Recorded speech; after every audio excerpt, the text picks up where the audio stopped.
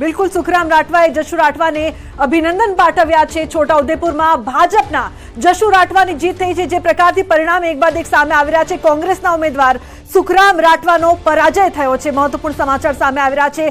ભાજપ કોંગ્રેસના ઉમેદવારો એકબીજાને મળ્યા। જે પ્રકારથી સિદ્ધાર્થ જેમ જેમ સમય જઈ રહ્યો છે તેમ તેમ પરિણામ છે એક બાદ એક સામે આવી રહ્યા છે। બોટાદથી ડીમુબેન 3,47,000 ની લીડથી આગળ ચાલી રહ્યા છે। ચંદનજી 1377 ની લીડથી આગળ ચાલી રહ્યા છે। અમિત શાહની અધધ લીડ 7,36,000 ની થઈ ચૂકી છે। ખેડાથી દેવુસિંહની જે લીડ હતી તે જીતમાં પરિવર્તિત થતી જોવા મળી રહી છે। સૌથી વધારે મહત્વની વાત, સુરેન્દ્રનગરમાં પણ કુલ મતની લીડ 2.5 લાખને પાર ભાજપ માટે થઈ ચૂકી છે।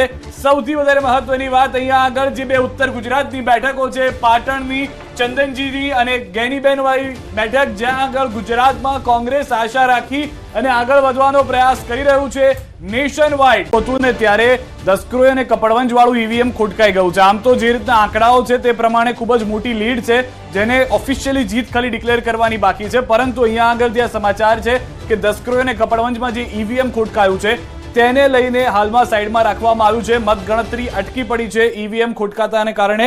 સાથે જ જે એજન્ટ છે બંને ઉમેદવારોના તે હજી પણ ત્યાં ઉપસ્થિત છે। મોટી સરસાઈ હતી 3.25 લાખ જેટલી કે જે બાકીના ઈવીએમ ખુલે તો પણ કપાય તેમ ન હતી કોંગ્રેસ માટે।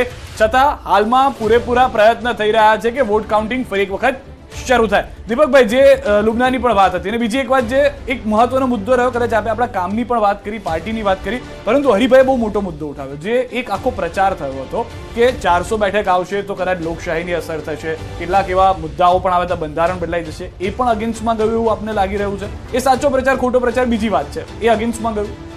હું માનું છું ત્યાં સુધી